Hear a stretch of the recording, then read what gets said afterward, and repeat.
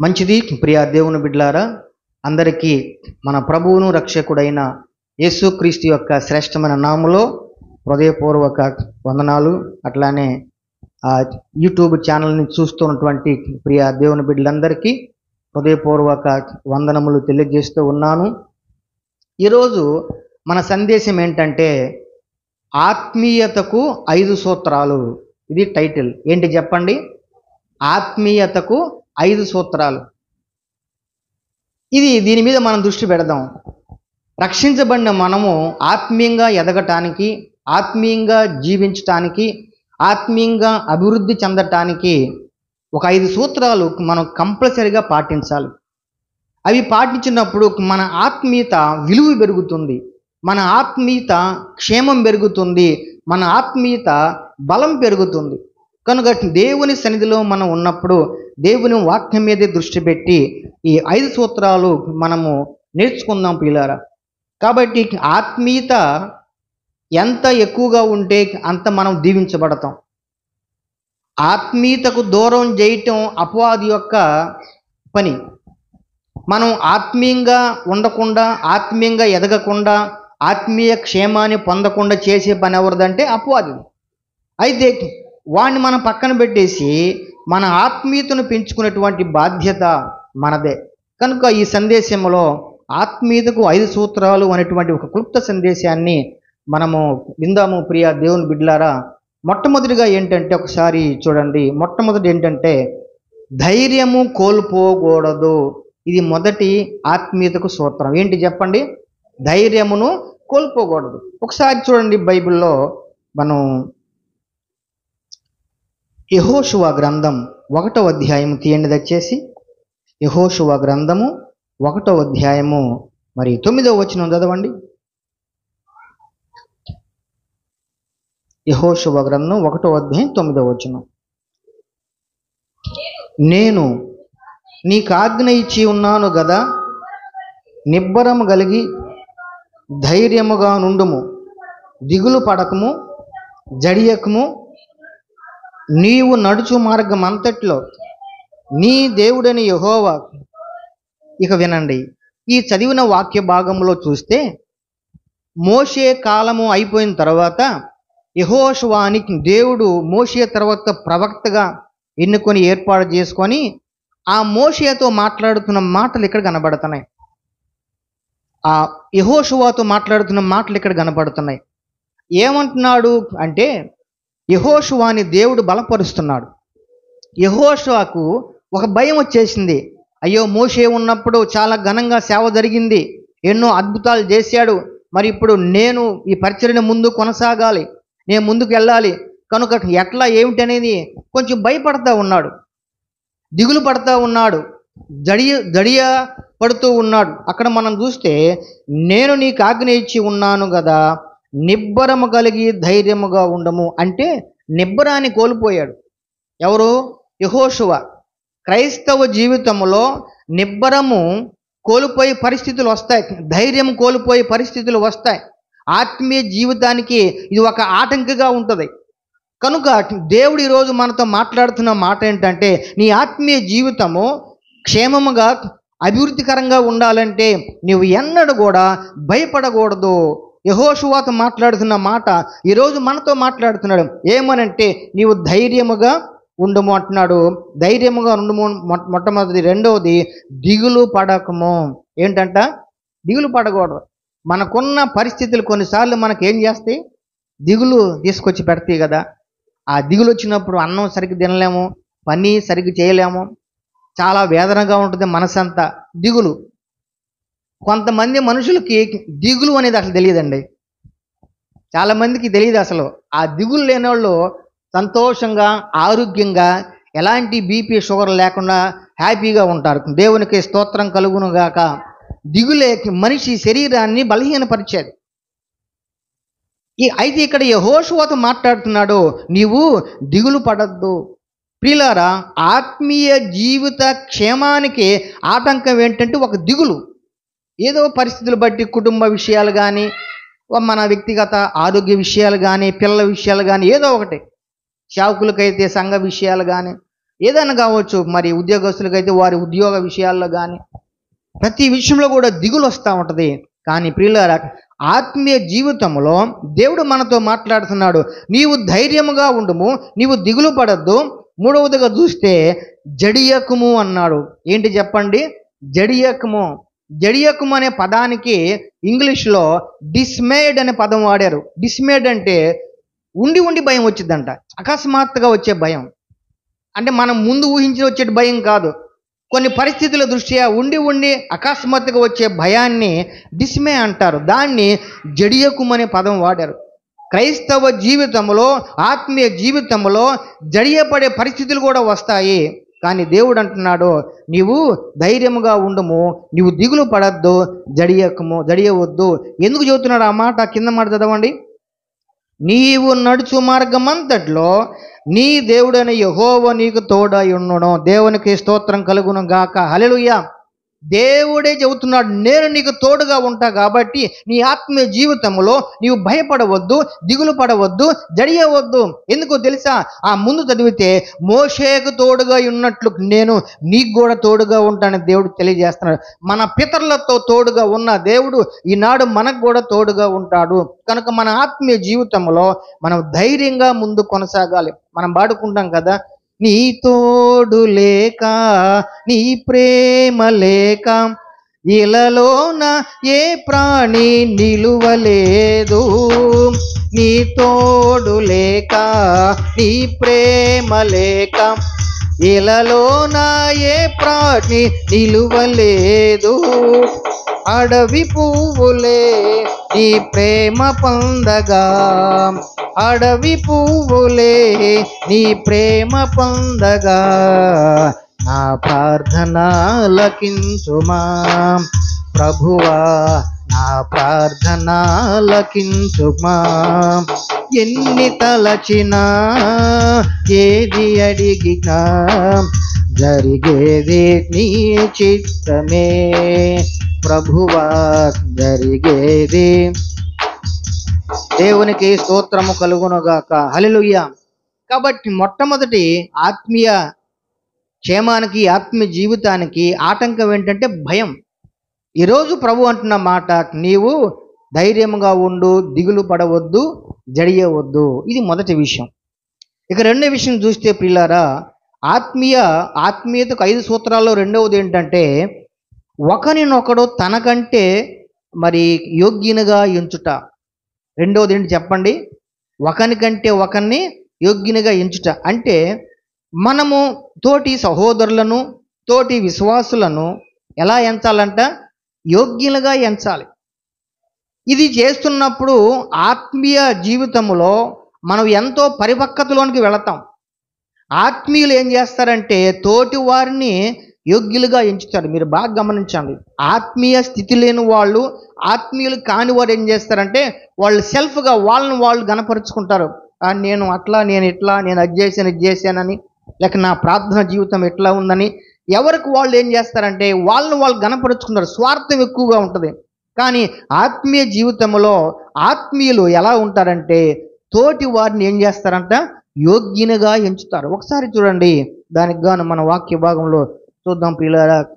ఫిలిప్పీలకు రాసిన పత్రిక 2వ అధ్యాయం తీయండి. అపోస్తులైన పౌలు ఫిలిప్పీలకు రాసిన 2వ పత్రిక, క్షమించండి, 2వ అధ్యాయం 3వ వచనం చదవండి. కక్ష చేతనైనను వృధాతి శాతము చేతనైనను ఏమియో చేయక వినయమైన మనసు గలవారై ఒకనినొకడు తనకంటే యోగ్యుడని ఎంచుచు. చూసారా, పౌలు భక్తుడు తెలియజేస్తున్నాడు మరి ఫిలిప్పీలతో, మీరు ఒకనికంటే ఒకరిని ఏం చేయమంటున్నాడు? యోగ్యులుగా ఎంచమంటున్నాడు. దానికి ఏ మనసు కావాలంటే వినయ మనసు కావాలి. స్తోత్రం చెప్పండి గట్టిగా, హల్లెలూయా. ఆత్మీయ జీవితంలో వినయము చాలా శ్రేష్టమైందండి. వినయ విధేయతలు కలిగి ఉన్న వాళ్ళు ఆత్మీయులుగా మనం గ్రహించాలి. ఆత్మీయులు కాని వాళ్ళు వినయం కనపడదు, విధేయత కనపడదు, లోబడే స్వభావం కనపడదు. వాళ్ళ గొప్పతనాన్ని వాళ్ళు గొప్ప చేసుకుంటారు కానీ తోటి ప్రార్థనా పరులను, తోటి సేవకులను, తోటి విశ్వాసులను, తోటి సహోదరులను ఏం చేయరంటే వాళ్ళు గణపరచలేరు, వారు యోగ్యులుగా ఎంచలేరు. ఎందుకంటే వాళ్ళ స్వార్థం ఉంది కాబట్టి. ఆత్మీయతకు 5 సూత్రాల్లో ప్రియులారా రెండవది ఏంటంటే మనం చేయవలసిన పని ఏంటంటే ఎదుటి వారిని యోగ్యులుగా ఎంచాలి. కింద కూడా చదవండి. గాక క్రీస్తు యేసున కలిగిన ఈ మనసు, దేవునికి స్తోత్రం చెప్పండి గట్టి హల్లెలూయా. క్రీస్తు యేసు యొక్క మనసు ఏంటంటే ప్రియులారా ఇతరులను కూడా చూడటం, ఇతరులకు కూడా మనము వాళ్ళని యోగ్యంగా చూడటం, ఇది క్రీస్తు యేసు యొక్క మనసు అంట. కాబట్టి ఆత్మీయ జీవితంలో మనం గ్రహించాల్సినటువంటి రెండో విషయం ఏంటంటే నా తోటి సహోదరుణ్ణి, నా తోటి విశ్వాసిని నేను ఘనంగా ఎంచాలి అని. మనలో ఇప్పుడు ఒక విషయమేనండి, మనం ఎదుటి వారిని ఎంచుతున్నాము, వాళ్ళని మంచిగా చూస్తున్నాము, మంచిగా కనపరుస్తున్నామంటే అర్థం ఏంటి? మనల్ని ఏం చేసుకుంటున్నాం? తగ్గించుకుంటున్నాం. యేసుప్రభువు చెప్పింది అదే, తన్ను తాను తగ్గించుకున్నవాడు హెచ్చింపబడును. కాబట్టి ఆత్మీయతలో ఏముంటుందంటే తగ్గింపు ఉంటుంది ప్రియులారా. పలానా సహోదరి మంచి ఆత్మీయురాలు, పలానా సహోదరుడు మంచి ఆత్మీయుడు అని మనం ఎట్లా చెప్పగలమంటే వాళ్ళల్లో తగ్గింపును మనం చూడగలం. వాళ్ళలో తగ్గింపును మనం చూసినప్పుడు ఆ తగ్గింపులోనే ఆత్మీయత మనకి కొట్టొచ్చినట్టు కనబడుతుంది. కనుక ఆత్మీయతకు 5 సూత్రాల్లో ప్రియులారా వినయముతో ఒకరిని ఒకడు మనకంటి యోగ్యులుగా ఎంచేవారంగా ఉండాలని వాక్యము తెలియజేస్తూ ఉంది. ఇది క్రీస్తు యొక్క మనస్సుని గ్రహించాలి. ఎదుటి వారిని గణపరిచే మనసు ఏమిటంటే అది క్రీస్తు యొక్క మనసు. యేసు ప్రభు ఎప్పుడు కూడా తన్ను తాను గణపరుచుకోవాలా, తండ్రినే ఎక్కువ గణపరుస్తాడు. స్తోత్రం చెప్పండి గట్టి హల్లెలూయా. తండ్రిని ఎక్కువ గణపరుస్తాడు. ఎక్కడ కూడా అసలు ఒక మాటలు చెప్పాలంటే తన్ను తాను దేవుడుగా కూడా తన నోటితో స్పష్టంగా చెప్పలే దేవుడు యేసు ప్రభు వారు. ఎందుకంటే ఆయన హెచ్చించుకోవాలి తన్ను తాను. ఇది క్రీస్తు యొక్క మనసుగా మనం గ్రహించాలి. క్రీస్తు మనసు యోగ్యమైన మనసు కనుక క్రీస్తు మనస్సును ఆయుధముగా ధరించినటువంటి మనము చేయవలసిన పని ఏంటంటే ఎదుటి వాళ్ళని మనం ఏం చేయాలి? యోగ్యులుగా ఎంచాలి. ఎదుటి వాళ్ళని మనకంటే గొప్ప వాళ్ళగా ఎంచాలి. అది ఆత్మీయతకు ఒక మంచి సూత్రంగా మనం భావించాలి. దేవునికి స్తోత్రం కలుగునుగాక. ఇది రెండో విషయం. ఇక మూడో విషయం చూసినట్లయితే ఆత్మీయతకు 5 సూత్రాలు మూడో విషయం ఏంటంటే మనం ఎప్పుడు కూడా మన స్వబుద్ధి మీద ఆధారపడకూడదు. ఏంటి చెప్పండి నాతో పాటు, మనము మన స్వబుద్ధి మీద ఆధారపడకూడదు. మనం ఎప్పుడు కూడా నాకు మంచి బుద్ధి ఉంది, నాకు మంచి జ్ఞానం ఉంది, లేక నాకు హోదా ఉంది, లేక నాకు మంచి తలాంతులు ఉన్నవి అని ఎప్పుడు కూడా మనం దేని మీద ఆధారపడకూడదంట? మన సొంత బుద్ధి మీద ఆధారపడకూడదు. అది ఆత్మీయ లక్షణం కాదు. ఆత్మీయులు ఎప్పుడు కూడా దేవుని మీదే ఆధారపడతారు, దేవుణ్ణే గణపరుస్తారు, తమ్మును తాము హైలైట్ చేసుకోరు, వారి జ్ఞానం మీద ఎప్పుడు కూడా ఆధారపడరు. కనుక ప్రియ దేవుని బిడ్డలారా, మనం ఎప్పుడు కూడా మన స్వబుద్ధి మీద ఆధారపడకుండా ఉండాలని మనకు వాక్యం తెలియజేస్తుంది. చూడండి, సామెతల గ్రంథం 3వ అధ్యాయము 5వ వచనం చదవండి. సామెతల గ్రంథము 3వ అధ్యాయము 5వ.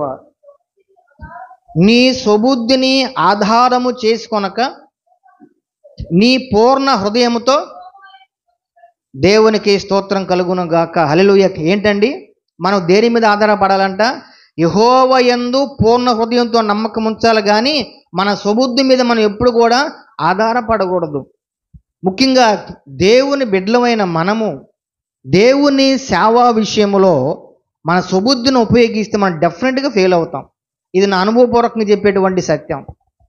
గతంలో స్టార్టింగ్లో, ఎందుకంటే అంత అనుభవం లేదు కాబట్టి స్టార్టింగ్లో 10 ఏళ్ల క్రితం ఏదో సొంత ఆలోచన మీద, సొంత జ్ఞానం మీద పరిచర్య చేయాలని ఎంతో ప్రయాసపడ్డాం. కానీ అదంతా కూడా ఫెయిల్ అయిందని దేవుడు తెలియజేసి, నువ్వు నా మీద ఆధారపడితే అది చాలా గొప్పగా ఉంటుందని ప్రభువు నాకు నేర్పించాడు.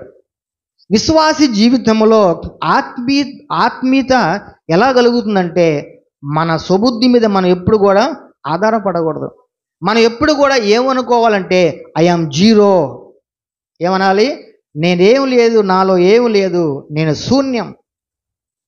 యేసు ప్రభువే, నేను ఆయన మీదే సంపూర్ణంగా ఆధారపడుతున్నాను, నా పూర్ణ హృదయంతో నేను దేవుని మీద ఆధారపడుతున్నాను అనే తలంపు, అది ఆత్మీయ జీవితానికి ఎంతో అభివృద్ధి కలిగించేది. ప్రియ దేవుని బిడ్డలారా, మనం ఎప్పుడు కూడా మన మీద మనం ఆధారపడకూడదు. ఒకసారి చూడండి, యోబు గ్రంథము 23వ అధ్యాయము చదవండి, 12వ వచనం. యోబు గ్రంథము 23వ అధ్యాయము 12వ వచనం చదవండి. ఆయన పెదవుల ఆజ్ఞను నేను విడిచి తిరగలేదు, ఆయన నోటి మాటలను నా స్వాభిప్రాయం కంటే, అందరు చెప్పండి, ఆయన నోటి మాటలను నా స్వాభిప్రాయం కంటే ఎక్కువగా ఎంచి తిని. ఇప్పుడు వినండి, యోబు ఎప్పుడు కూడా అంత భక్తుడు. యోబు గురించి దేవుడు సాక్ష్యం ఇచ్చాడు. యోబులో ఉన్న ఒక అద్భుతమైన లక్షణం ఏంటంటే, ఆయన తన సొంత అభిప్రాయం కంటే కూడా దేవుణ్ణే ఎక్కువగా ఎంచేవాడంట. గట్టిగా స్తోత్రం చెప్పండి, హల్లెలూయా. నేనెల్లప్పుడూ యెహోవాను సన్నుతించెదన్, నిత్యము ఆయన కీర్తి నా నోట నుండున్. నేనెల్లప్పుడూ యెహోవాను సన్నుతించెదన్, నిత్యము ఆయన కీర్తి నా నోట నుండున్. అంతా నా మేలుకే ఆరాధన యేసుకే, అంతా నా మంచికే తన చిత్తమునకు తల వంచితే, తన చిత్తమునకు తల వంచితే. ఆరాధన ఆపను స్తుతించుట మానను, ఆరాధన ఆపను స్తుతించుట మానను, నే స్తుతించుట మానను. నేనెల్లప్పుడూ యెహోవాను సన్నుతించెదన్, నిత్యము ఆయన కీర్తి నా నోట నుండున్. దేవునికి స్తోత్రం కలుగును గాక, హల్లెలూయా. యోబు ఎప్పుడు కూడా అసలు తన సొంత అభిప్రాయాన్ని కంటే కూడా దేవుణ్ణే ఎక్కువగా ఎంచాడంట. మనకంటూ ఒక విలువ ఉంటుంది కదండి, అవునా కదా? మన మనస్సాక్షికి మనలను కొన్నిసార్లు మన సొంత అభిప్రాయాలను గౌరవించే విధంగా చేస్తుంది. గౌరవించాలి కూడా. మనల్ని మనం గౌరవించుకోకపోతే, మన అభిప్రాయాలను మనం గౌరవించుకోకపోతే ఎవరు గౌరవిస్తారండి? అయితే ఇక్కడ యోబు విషయంలో చూసినట్లయితే ఎన్నడూ కూడా తన సొంత అభిప్రాయం కాదు, కానీ దేవునికి మాట మీదే ఎల్లప్పుడూ కూడా ఆధారపడేవాడు. అది ఆత్మీయుని యొక్క లక్షణం. స్తోత్రం కలుగును గాక, హల్లెలూయా. మనము ఆత్మీయులమైతే దేవుని మాట మీదే ఆధారపడతాం. పూర్ణ హృదయంతో ఆయన యందే మనం నమ్మకం ఉంచుతామనే విషయం కూడా మనం జ్ఞాపకం చేసుకోవాలి. అట్లా అని చూడండి, యోబు గ్రంథంలోనే 18వ అధ్యాయం చూడండి, 7వ వచనం.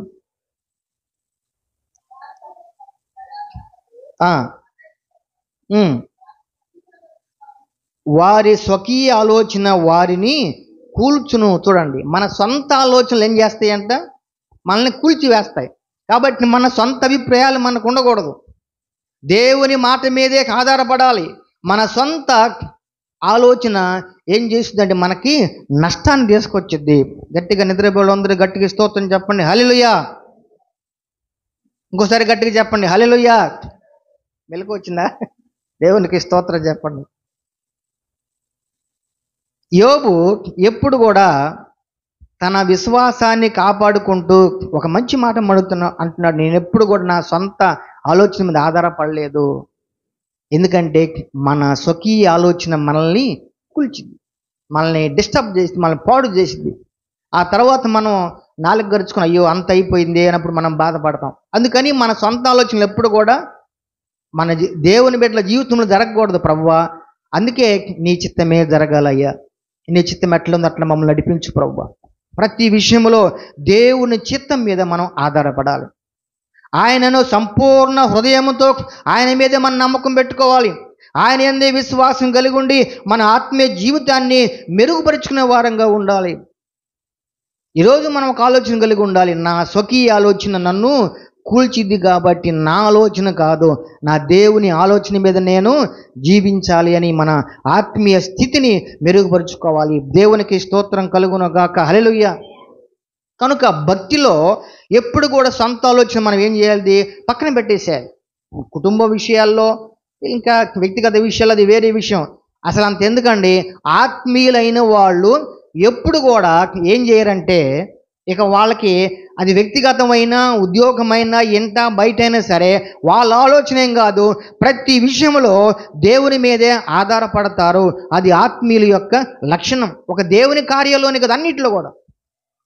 కనుక దీన్ని మనం గుర్తెరగాలని ఈరోజు ప్రభువు మనతో మాట్లాడుతున్నాడు. కాబట్టి మూడో విషయం ఏంటంటే, ఆత్మీయతకు 5 సూత్రాల మూడవది ఏంటి, మన స్వబుద్ధి మీద మనం ఎప్పుడు కూడా ఆధారపడకూడదు. మొదటిది ఏం చెప్పుకున్నాం, మొట్టమొదటిది మనం ధైర్యాన్ని విడవకుండా ఉండాలి. రెండవది ఏం చెప్పుకున్నాం, ఒకరినొకడు ఎదుటి వాళ్ళని ఏగులుగా ఎంచాలి. మూడవది మన స్వబుద్ధి మీద ఆధారపడకూడదు. నాలుగవది చూద్దాము. చూడండి, గలతీ రాసిన పత్రిక 6వ అధ్యాయము చదవండి, 9వ వచనం. 4వ ఆత్మీయ సూత్రం ఏంటంటే, గలతీ రాసిన పత్రిక 6వ అధ్యాయం 9వ వచనం. త్వరగా. మనము మేలు చేయుట యందు, అందరు చెప్పండి, మనము మేలు చేయుట యందు విసుకక ఉందము. ఏంటంటే చెప్పండి, మేలు చేసే విషయంలో మనకు ఏం రాకూడదు, విసుగు రాకూడదు. భిక్షగాడు మన గృహానికి వచ్చినప్పుడు ఒక్కోసారి, ఈ మధ్య దగ్గర మీకు తెలుసో లేదో, ఇంతకుముందు క్రిస్మస్ సీజన్ వచ్చిందంటే ఒకళ్ళ వెంబడే ఒకళ్ళే, అసలు క్రిస్మస్ రోజు దాదాపు 10-15 మంది అమ్మా అని వచ్చేవాళ్ళు. ఇప్పుడు భిక్షగాళ్ళు కూడా తగ్గిపోయారండి. భిక్షగాళ్ళు కూడా తగ్గారు, ఎక్కడో ఎవరో ఒకళ్ళు వస్తున్నారు. అప్పుడు మనకి ఏమనిపించింది అంటే, ఒకే రోజు దాదాపు 7-8 మంది భిక్షగాళ్ళు వస్తే మనకు కూడా ఏమనిపించింది చెప్పండి, విసుగు పుట్టిద్ది. అసలు ఎంతమందికి వేస్తామయ్యా, అంతెందుకు మనం బజ్జలు నిలబడతాము, ఎవరో ఒకళ్ళు వచ్చి ఏదో చిల్లర అడుగుతూ ఉంటారు. ఒకళ్ళిద్దరికి ఇచ్చామనుకోండి, మూడో వాడు వస్తాడు. అప్పుడు ఏమంటాం, ఎంతమందికి ఇచ్చామయ్యా బాబు అని మనకేమొచ్చింది, విసుగు వచ్చింది. ఇది మానవ నైజం. ఆత్మీయ జీవితంలో ఎట్టి పరిస్థితుల్లో కూడా మేలు చేసే విషయంలో విసుగు రాకూడదని దేవుడు తెలియజేస్తా ఉన్నాడు. దేవునికి స్తోత్రం కలుగునుగాక. హల్లెలూయా. అంటే ఆత్మీయతకు ఒక నిదర్శనం ఏంటంటే, మేలు చేసే విషయంలో మనకు విసుగు రాదు. దేవుడు ఇచ్చిన కొలది, దేవుడు నిన్ను అనుకూలపరిచిన కొలది, దేవుడు నిన్ను ప్రేరేపించిన కొలది ఇతరులకు మేలే చేస్తావన్న విషయాన్ని మన ఆత్మీయ జీవితం మనకి తెలియజేస్తుంది. కనుక ఆత్మీయతకు 5 సూత్రాల్లో 4వది ఏంటంటే, మేలు చేసే విషయంలో మనం ఎప్పుడు కూడా విసుగకూడదు. దేవుడు నీకు అవకాశం ఇచ్చినప్పుడు నువ్వు మేలు చేయాలి ప్రియ దేవుని బిడ్డ. మన వంతుగా మన మందిరంలో ఏదో ఒక మేలు, మనలాంటి తోటి ఇంకా మనకంటే కొంచెం సేవకులకు కానీ విశ్వాసం ఏదో ఒకటి మనం చేస్తూనే ఉంటాం. ఎప్పుడు ప్రభుచితం అయితే రేపు 15వ తారీఖు కూడా ఒక 25 మంది బీద అంటే చిన్న సేవకులకు, చిన్న అంటే ఏంటంటే కొంచెం కొద్ది మంది విశ్వాసులతో ఉండేటువంటి ఆర్థిక ఇబ్బందులు ఉన్న సేవకులకు మరి మనం ఏం చేస్తున్నామంటే, ఒక నూతన వస్త్రాలు పంపిణీ చేసి వారికి కొంచెం మంచి ఆహారం ఏర్పాటు చేయడానికి ఆలోచన కలిగి ఉన్నాం. గతంలో కొన్ని నెలలు చేసాం. ఇట్లా రేషన్ ఇచ్చాము, వాళ్ళ కోసం ప్రార్థన చేశాము, వాళ్ళకి వాక్యం గురించి బలపరిచాం. ప్రభుత్వం అయితే రేపు 15వ తారీఖు కూడా దానికి మనం ముందు కొనసాగుతున్న ప్రార్థన చేస్తున్నాం. ఒక సహోదరులు దానికి ముందుకు వస్తానని చెప్పారు. కనుక దేవుడే కార్యము జరిగిస్తూ ఉంటారు. కనుక మేలు చేసే విషయంలో దేవుని బిడ్డలమైన మనము ఎలా ఉండాలి, మన ఆత్మీయ జీవితంలో విసుగకుండా ఉండాలి. దేవునికి స్తోత్రం కలుగును గాక. హల్లెలూయా.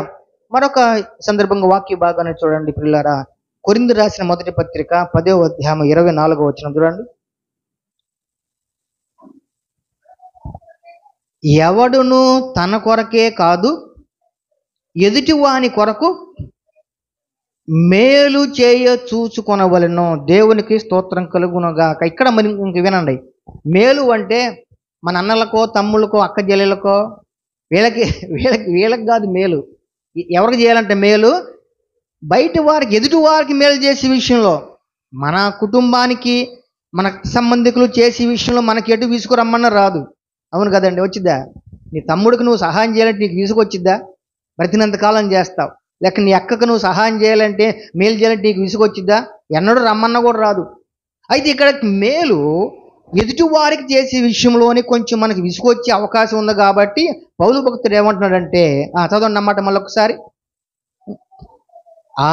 ఎవడును తన కొరకే కాదు ఎదుటివాని కొరకు మేలు చేయ చూచుకొనవలెను. చూసారా? కాబట్టి ఎదుటివారికి మేలు చేసే విషయంలో మనం ఎప్పుడు కూడా విసుగుదల లేకుండా ఉండాలని ప్రభువుకు మనతో మాట్లాడుతున్నాడు. ఇది ఆత్మీయ జీవితానికి ఒక మంచి క్షేమముగా పరిగణిస్తుంది ప్రియ దేవుని బిడ్డలారా. కనుక ఆత్మీయతకు 5 సూత్రాల్లో మనం ఎల్లప్పుడూ కూడా మేలు చేసేవారంగానే ఉన్నాం. దేవుడు మనకిచ్చినటువంటి దాని కొలది, ప్రభు మనకిచ్చినటువంటి తలంపుల కొలది ఎప్పుడు కూడా ప్రభువా నేను నీ కొరకు అయ్యా నా ఆత్మీయ జీవితంలో ఎదగటానికి నీ కృప చూపండి, నా ఆత్మీయతలో ఎల్లప్పుడూ కూడా ఎదుటివారికి మేలు చేసే విషయంలో విసుగు రాకుండా నీ కృప నాకు సమృద్ధిగా చూపు ప్రభువా అని మన విశ్వాసముతో ప్రభు దగ్గర ప్రార్థన చేసుకొని బలపరచబడే వారంగా ఉండాలి. 2వ దెస్సలోనికయులకు రాసిన పత్రిక 3వ అధ్యాయం 13వ వచనం కూడా చదవండి త్వరగా. సహోదరులారా, మీరైతే మేలు చేయుటలో విసుకవద్దు. దేవునికి స్తోత్రం కలుగును గాక. దెస్సలోనికయులకు కూడా చెబుతున్నాడు పౌలు గారు, సహోదరులారా మీరైతే మేలు చేసే విషయంలో విసుకవద్దు. ఇప్పుడు ఈ మాట వినండి. మీరైతే మేలు చేసే విషయంలో విసుకవద్దు అనటంలో పరమార్థం ఏమైంటో చెప్పండి. నీకెందుకు, నీ మట్టుకు నువ్వు విసుగుబాకు అంటే అర్థం ఏంటి? విసుగుదల వచ్చే వాళ్ళకు వచ్చింది. మీరైతే మేలు చేసే విషయంలో విసుగవద్దు అంటే కొందరు విసుగు వచ్చేటువంటి వాళ్ళు ఉన్నారు కాబట్టి దెస్సలోనికయులను బలపరుస్తున్నాడు పౌలు గారు. ఒకళ్ళతో మీకు అనవసరం, మీరైతే మేలు చేసే విషయంలో విసుగవద్దు. అసలు భక్తి కూడా ఎలాంటిది? మనం ఈ మధ్య చెప్పుకున్నాం కదండి, నీ మట్టుకు నీవు దేవుని యందు భయభక్తులు కలిగి ఉండము. గట్టిగా స్తోత్రం చెప్పండి, హల్లెలూయా. కాబట్టి నీ మట్టుకు నీవు గట్టిగా స్తోత్రం చెప్పు. ఏంటండి? నీ మట్టుకుని దేవునికి గట్టిగా స్తోత్రం చెప్పు. హల్లెలూయా, హల్లెలూయా. కనుక ప్రియ దేవుని బిడ్డలారా, ఇప్పుడు దాన్ని మనకు వర్తించుకుందాం. ఏమనంటే మనకు అన్వయించుకుందాం. నా మట్టుకు నేను మేలు చేసే విషయంలో విసుగకూడదు. ఇది నా ఆత్మీయ జీవితానికి క్షేమంగా ఉంటుంది కాబట్టి, ఆత్మీయ పరిపక్వతకు ఇది సుగుణం కాబట్టి నేను ఎప్పుడు కూడా ఇతరులకు మేలు చేసే విషయంలో నేను విసుగకుండా ఉంటాను అని మనం ప్రభు దగ్గర మన విశ్వాసాన్ని బలపరుచుకుందాం ప్రియ దేవుని బిడ్డలారా. కనుక 4వది మేలు చేయటయందు విసుకక ఉందాం. ఇక ఈ ఆత్మీయతకు 5 సూత్రాల్లో చివరి విషయం ఏంటంటే, చివరి సూత్రం దేవుని తలంపులు తెలుసుకోవాలి. మనం అందరు చెప్పండి, దేవుని తలంపులు తెలుసుకొనుట. ఇది కూడా మనం చాలా ఆత్మీయతకు ముఖ్యమండి. దేవుడు మన పట్ల ఏ ఆలోచన కలిగి ఉన్నాడు, దేవుడు మన పట్ల ఎలాంటి తలంపులు కలిగి ఉన్నారు అనే విషయాన్ని మీద కూడా మనం బాగా అవగాహన కలిగి ఉండాలి. ఒకసారి చూడండి, యెషయా గ్రంథము 55వ అధ్యాయము 8వ వచనం.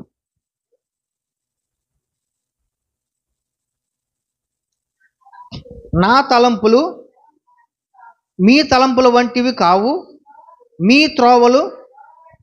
చూడండి, మనిషి తలంపులు వేరు, దేవుని తలంపులు వేరు. అందరు చెప్పండి, మనిషి తలంపులు వేరు, దేవుని తలంపులు వేరు. దేవుని తలంపులు మనిషి తలంపులకు బ్యాలెన్స్ కావండి. ఆత్మీయ జీవితంలో ప్రియ దేవుని బిడ్డలారా, ఈ సూత్రాన్ని మనం ఎప్పుడు కూడా మర్చిపోకూడదు. నా దేవుని తలంపులు నా పట్ల, నా ఇంటి వారి పట్ల, లేక నాకు అప్పగించిన పరిచర్య పట్ల, లేక నాకు అప్పగించినటువంటి కుటుంబం పట్ల, ఉద్యోగం పట్ల ఆయన తలంపులు వేరుగా ఉంటాయి అని మనం ఎప్పుడు కూడా గ్రహించేటువంటి వారంగా ఉండాలి. దేవుడు అంటున్నాడు, నా తలంపులకు మీ తలంపుల వంటివి కావు.